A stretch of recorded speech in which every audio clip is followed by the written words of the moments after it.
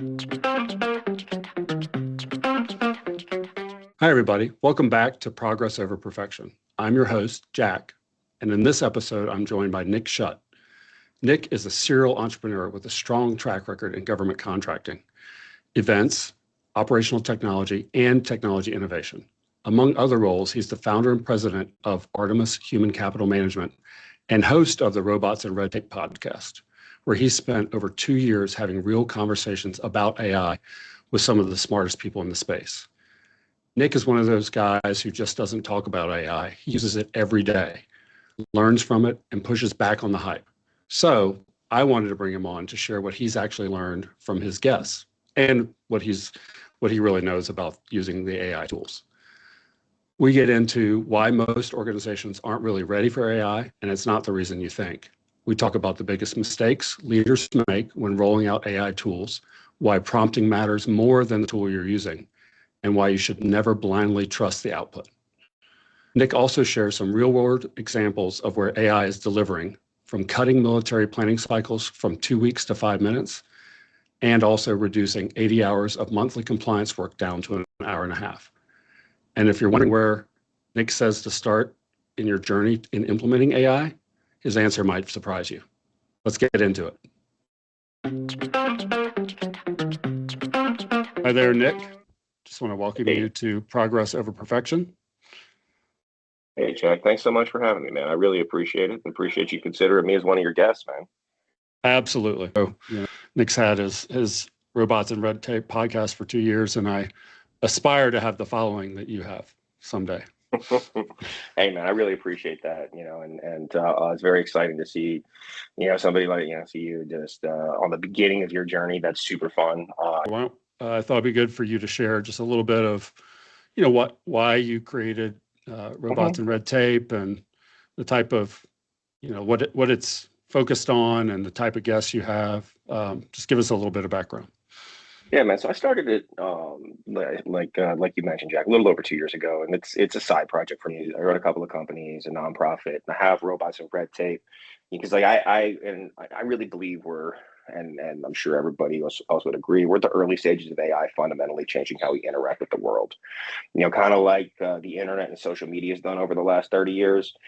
My experiences with social media specifically have taught me not to trust large technology companies. And you only need to look at what happened in 2010, right? With the ubiquity of the smartphone, the rise of Instagram, and the direct correlation between that combination and rising rates of mental health disorders among children to see how these societally changing technology rollouts have the propensity to go wrong and have unintended consequences. And folks like you and I, and other friends that we have who are in this space, this being in the government contracting space or the technology space, or, like to say the more of the white collar space, like we're tired of hearing about AI at this point. Everybody's talking about it. But when I talk to my friends that are, say like in warehouses or mechanics or are in let's just say less technology driven professions, like they barely know how to spell AI. Right. And and like I really started this because I want to educate people, right, about what AI is, what it's not, what's real, what's hype and marketing, and really want to have interesting conversations with people that are smarter than me about things around AI to educate people about how AI is going to impact their lives moving forward. Right. Absolutely. Something that I've learned through this podcast and is that like language models, LLMs and agents. And I mean, first, that's like 10% of what AI actually is or less, right? That's the shiny, flashy thing, right? But that being said, all this stuff is the last 5% of your data infrastructure. I had a gentleman on in the fall, a gentleman named Dr. Gurpinder Dhillon, who he's at a company called Sensing now, but before that he was at Dun and Bradstreet for almost 20 years and ran their global data infrastructure, or ran data infrastructure for their biggest supply, their biggest revenue source, right? And according to him, he's an absolutely technical expert. There's very, very, very, very few companies out there that are actually ready to implement AI because of how disorganized their data is, right? Right. You don't know where it is. You don't, to your point with your client in your workshop, like you don't know what data you actually need and what you don't need. Right. You don't know where it is. It's not tagged properly. It's not organized. Yeah. And All right, I want to dive down a little bit here and focus on, so most of my listeners are in the federal space or in GovCons, and like federal program managers, division chiefs, things like, people like that. They're all being provided, some tools, right? The ones that are FedRAMP or agency approved, and they range in quality. Like Perplexity for Government is out there. Some have access to Copilot, some to other I'll say semi-homegrown chatbots, things like that. Mm-hmm. So if they've got access, and I mean, to your point, let's assume the data feeding them is pretty good. It says they run into a couple different challenges, and one of the big ones is the people side of it, right? And getting them, people understand how they might use it within the context of their job. How are the outputs going to look? Are they, it's only going to share with you outputs related to what it knows based on what we were just talking about, the data that's in it, and is that data good? Those kinds of things. But if I'm running a division or an agency and I want to get my people using AI, what are some of the things that you've learned, both from your own work, but also things in discussions with your guests about effectively deploying AI? I think that the technical piece aside, right, the most important thing and the most overlooked thing is the users, right? Right. And I'm sure I know you've seen countless tools deployed at different agencies over the years. And have you ever seen an effective deployment that didn't properly engage and train users? Not at all. Yeah. No. And so that's the thing, because to your point, right? Or to my point, I don't know whose point it was. It doesn't matter how cool the hammer you're using is if the person doesn't know how to swing it, right? And so I would start there, right? Focus on, all right, so what are the functions of these people? How are these people actually doing their job now? What can we look at as far as training them on how to integrate it into their workflows?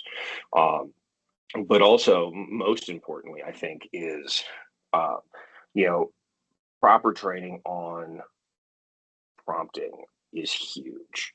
Right. And to me, the two major areas that really need to be focused on, one is prompting, and the other is not trusting the output, right? Because so these AI tools, whether they're homegrown or like a ChatGPT or a Claude, well, not Claude in the government, right? Claude, a Chat GPT or Gemini or Copilot, they're designed just the same way social media is designed to drive user engagement. Right. So they're designed to appease you as a user, make you feel good about the answer. And it doesn't matter what you ask it, it's going to give you an answer, whether it knows it or not. And that's another huge thing, is you can't blindly trust these things that they're going to give you a work product. I just saw another case where there were multiple lawyers in front of a judge, and the judge essentially reprimanded both sides because both sides had used AI to generate their briefs and didn't read them or fact check them or proof them. And the AI just made up cases on both sides. Right. Yeah, I've heard about that. Yeah. Yeah. And this has happened a number of times. And that is embarrassing in court. But if you're doing something that potentially could impact people's lives, right? Yep. Whether you're like, say you're at DOW and you're asking about like strike guidance or intel analysis or something, like these tools are not going to give you a part. They're no match for your people skills, right? So Right. that's first. Second, they say you're like working somewhere and you are say you're working at FDA and you're doing analysis on drug applications and drug approvals. Like the AI doesn't know more than you. It may Right. help you go through some of that data. It may Right. help, but you cannot blindly accept whatever it is. And you should look at the work product, spend some time with it, rework it, and it's only going to ever get you maybe 75 to 80% of the way there, maybe. And that's only if you properly prompt it. Yeah, I mean, so in addition to prompting, tell me what you think about this. I was just talking to one of my colleagues about this yesterday, actually. So she's a relatively new user of AI, and we did a little assessment that was gauging originality. We have to be piloting a product that help gauge, compare what you come up with in response to. So it gives you a question, and what you come up with in comparison with a bunch of different Gen AIs, and you get like you're about the same as AI. You're more of an augmenter. You take ideas and you add to them, or you're a connector. You connect disparate ideas, those kinds of things. But that aside, I told her, she's like, well, what should I do with this? And I said, I think you have to, you bring a unique set of experiences and skills as does everybody to your job. Mm-hmm. You actually have to teach it who you are and help it understand what you bring versus what it might find for you, and how it can help you, how it can augment your skills and experience. And it might be something that's, maybe it can help you do data analysis because that's not a skill you have, those kinds of things. But to me, it was like building that context and helping whatever tool you're using get to know you was like one of the most important elements of it, along with properly engineering the prompt. Absolutely, and I mean, I completely agree with you on that, and I think that like that's part of where the custom or the what do they call it, the like the generic prompts, or the like there are settings that you can there are settings that you can set up where you can you can give it a custom instruction and a custom prompt telling you specifically, telling everybody specifically, like telling the AI specifically who you are, how you want it to interact with you, how you want it to answer. Like in mine, I have part of it is just like, dude, they bluff this for me. Every single answer, I need the bottom line up front. Why do I care about what you're telling me? What do you think is the most important part of this? And then give me all of the additional detail below it, right? And be as detailed as you possibly can be, but summarize it first so I can like know what I'm looking at. Super, super, super, super important to, ensure that it understands what you're looking for out of it, right? Yeah. But then also play with different ones and see, because different AI agents or different AI services are better at different things. For my money right now, Claude is the best one out there, just based on current performance. For most things, I think that Gemini is great for like internet searches, obviously because it's Google, but also for image generation. To me, Gemini does a much better job of image generation than the other ones. But ChatGPT is great for other stuff too. It's just not quite as good as Claude. And I have those three.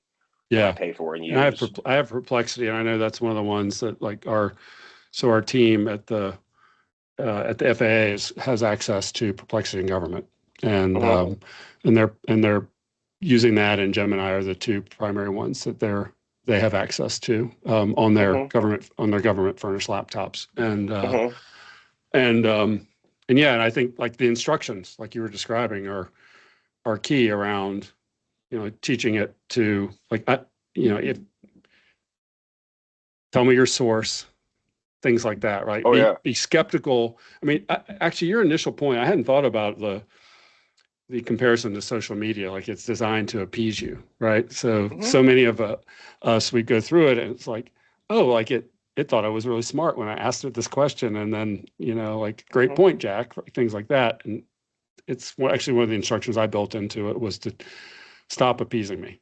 Like don't like focus on the task I've given you and not and if you be skeptical of any assumption I make when I ask you something.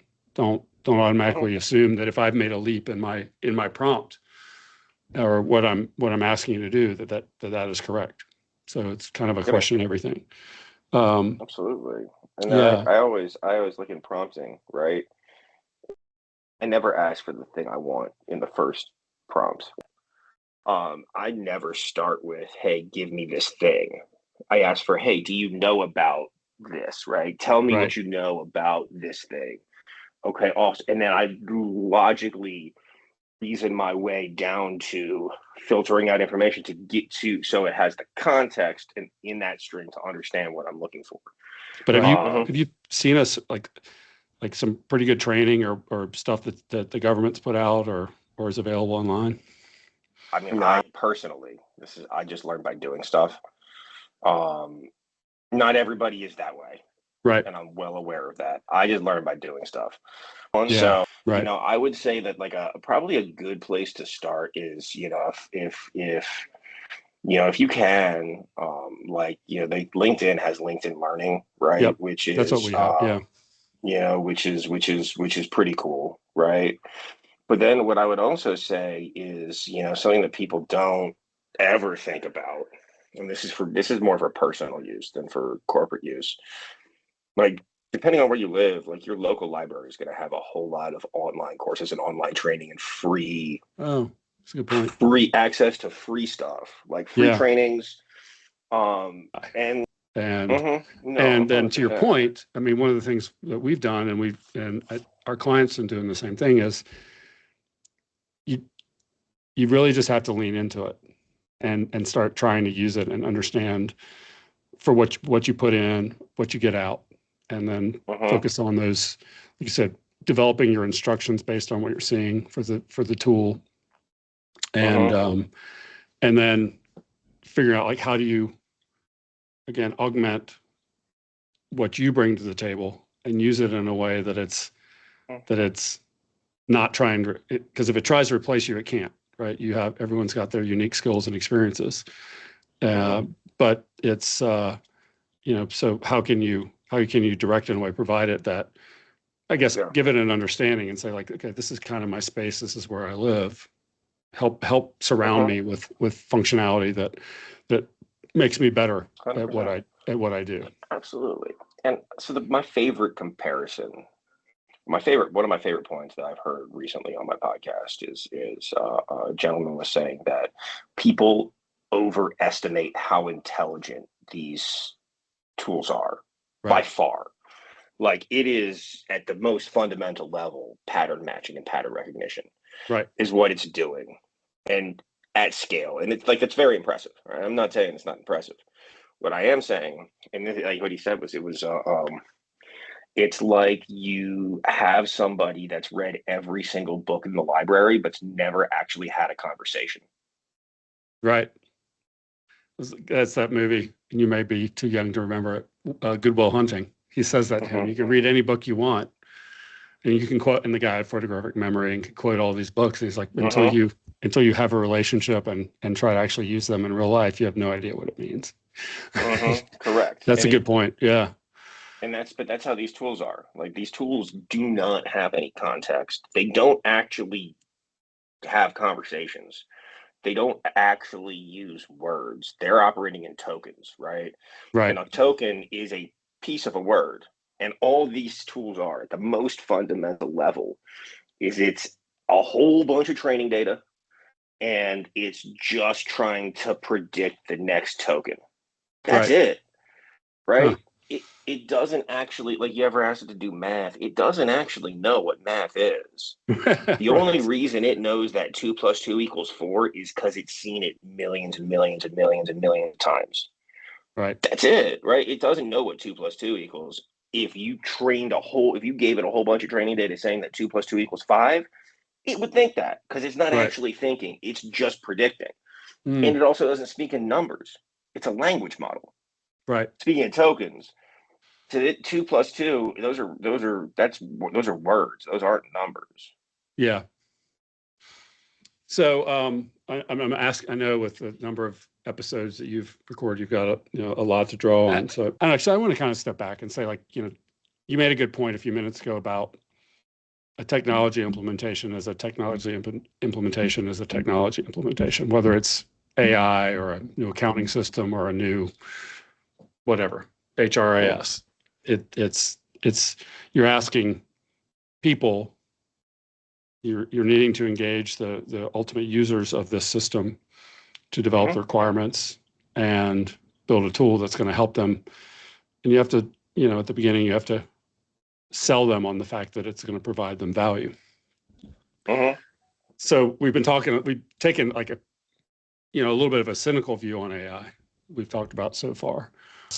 Like the real, where it can provide value, right? If I'm, like, because there are myths around productivity gains and things like that. There's, I think we all hear that maybe if it can help with coding, it can help people develop their own applications at a crazy speed, right?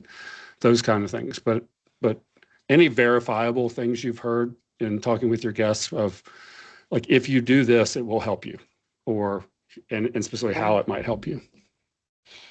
I mean, there's a huge number of use cases out there that are absolutely super, super, super, super helpful, right? I think that the human trafficking one, like in that episode, I was chatting with Brian Drake, and his so something I did not know, and I found out, is that while recording this episode, is that anytime you're, say, prosecuting a child pornography case, somebody actually has to watch all the child porn to verify that it was there, right? And the average lifespan of people doing that job is 3 months, right? And I don't know how many jobs you've had, Jack, where you've been really good at it after 3 months.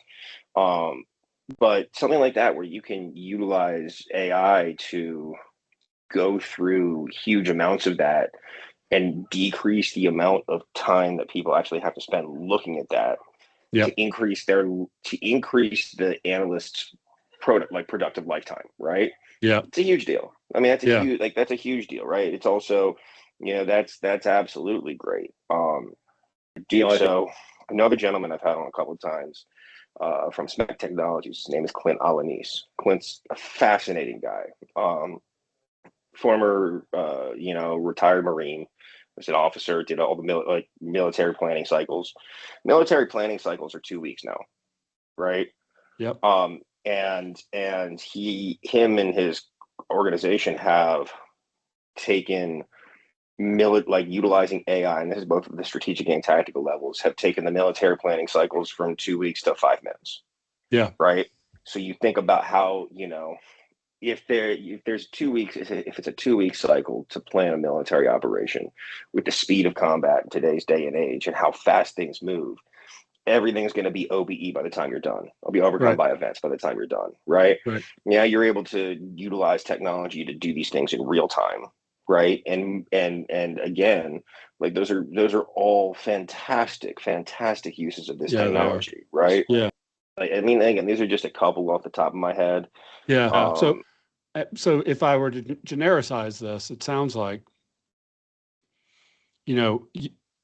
if I say I'm running a big program, or any organization, and to some extent this is what we're doing is for our internal functions, is making sure we understand our processes. Correct. And understanding those where the manual nature. I mean, in some way, it's another version of process automation, right? It's process reengineering, those kinds of things, right? Understand. Yeah, and I mean, like, one of the most interesting, one of the coolest tools I've seen in a while, in doing this, is that like, a friend of mine, Chris Anderson, runs the company the Joy of Wine company, and I don't know if you know how much paperwork is involved and reporting is involved in shipping alcohol across state lines.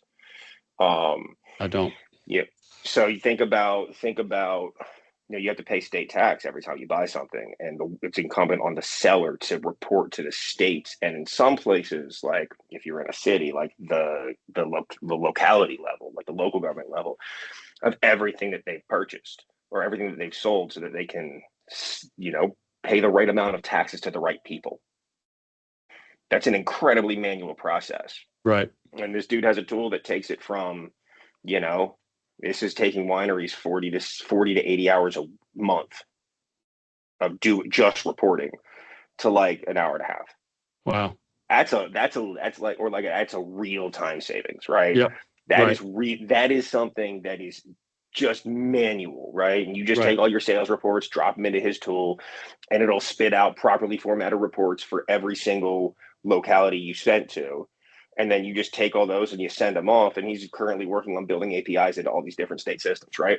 Like that's Wow. something that's a great use case. I like that one because it's also probably one where it's like a lot of people think about AI as, like taking jobs. And that example I like because what we talk to our clients and our employees for that matter about is like, plan is not for AI to replace you. The plan is for AI to do things like remove that really meticulous, annoying process you just described related to shipping alcohol across state lines, and then get you doing something that's more value added. Absolutely. So you're No, all right. 100%. Yeah, no, it's fascinating, and it's going to be interesting to see how.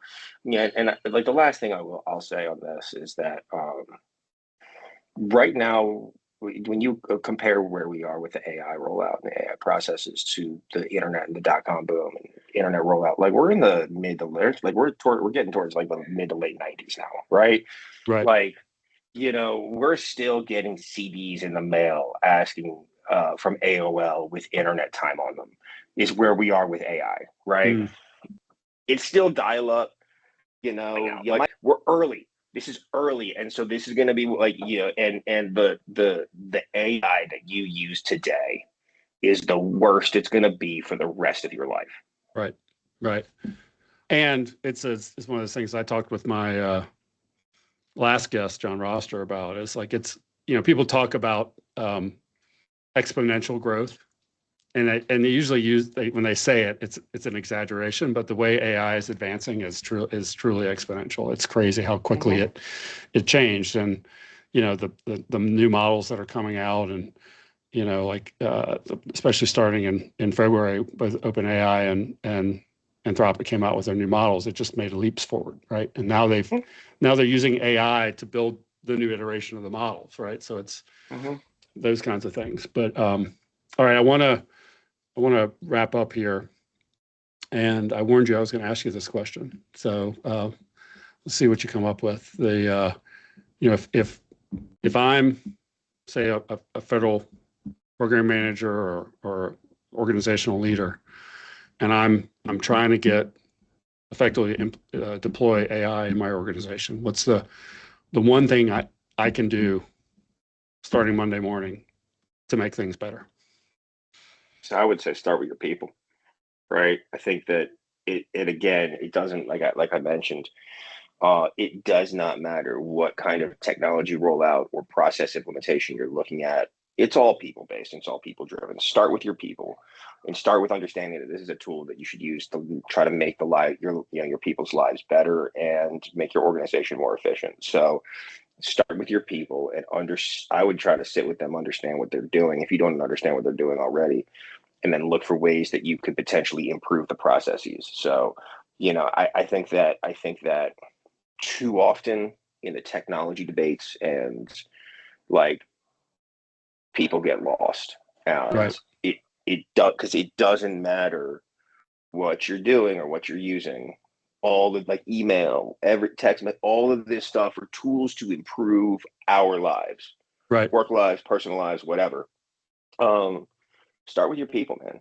Figure out how you can empower them and make them better and make them more efficient. Yep. I think that's a great lesson learned. Because if you don't start there, then you're throwing something at doing? them, and you're, in some ways you're you're going to create resistance because you haven't sat with them to understand like what they think about it, right? So it's a basic level of understanding of what AI is, how to leverage it, what, correct prompt engineering, some of the other things we talked about. But, like really understanding more about what they do, what their challenges are, and figuring out how can technology help them do what they do more productively, if at all. So yeah, that's great. Well, I want to thank you, Nick, for joining me on this now fourth episode of Progress Over Perfection. And for those of you that are listening, make sure you check out Nick's podcast as well, Robots and Red Tape.